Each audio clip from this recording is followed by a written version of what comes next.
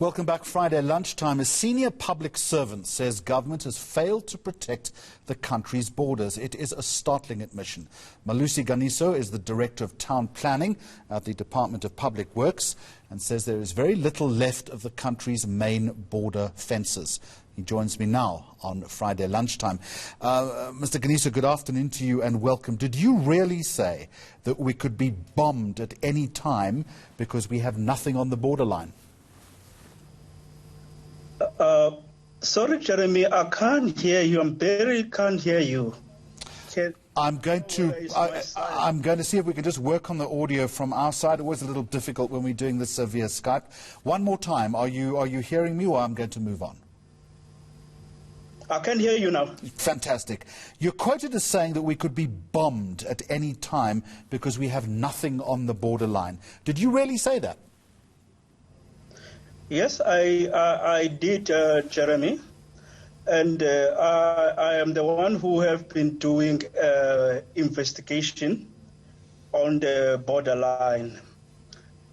Since 1996, nothing has been done on the borderlines.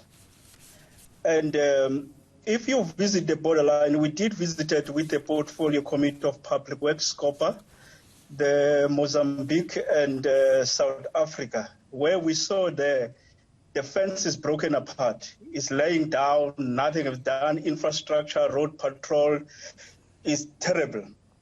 And we visited the Swatini, where you see that the only fencing that is there is farm fencing. There's no security at all. And if you go to Swaziland, you will be so amazed. You can cross Swaziland without any fence, so as Lesotho. If you look at that, the state of security in South African borderline is very, very poor, and the country is at a dire situation, Jeremy. So what should the status of our border fences be? And have we got to the point, do you think, where the job is so big that it's now almost impossible to fix? What we have started at Department of Public Works, we have looked at the long-term solution, where we're looking at the international standard, how the borderline has been managed. And we have started to do a lot of conceptual plans, whereby we bring technology innovation. Remember, if you build a fence without an integrated security system, those people can remove that fence immediately when you turn the other side. So what you have to do when you put the infrastructure, you need to put an infrastructure in line with the innovative technology, where you have to put the sensors, the cameras, to promote out the integrated security system. What we are proposing as the Department of Public Works, we are saying, yes, there has been no ignorance for the past 26 years. However, for the past 5 years, we have been started to look at the best solution of formalizing our borderline. What we have done, we have looked at the international standard, whereby they say there should be 100 meters setback on a borderline. In South Africa, you can't find that. People have built straight on the borderline.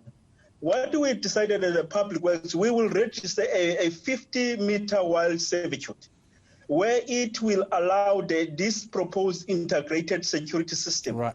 Mr. Ganiso, I need to ask you this question, then I need to move along. I understand where you're going when it comes to rebuilding and the technology that's required. I would put to you that we just simply can't afford it. Yes, Jeremy, we can't afford because of the economy. But you must understand, Jeremy, one thing. In South Africa, we have been looking at the problem, but we never look at the cause. If you look at the socio-economic of South Africa, we really barely to have a sustainable development because our borders are very weak. They are not secured. And as a country, we are just naked for anything that will happen to South Africa. If we can manage to secure 500 billion for the COVID-19, Why can't we prioritize the borderlines and look for funding elsewhere, where we can develop financial models that will assist the borderline? It not necessarily has to be government. We can look at the funding elsewhere. But what matters here, we really need to secure our borderlines. And if you visit the community, the farm community and other communities at the borderline, they are not like the people at the inner land. Those people are very suffering.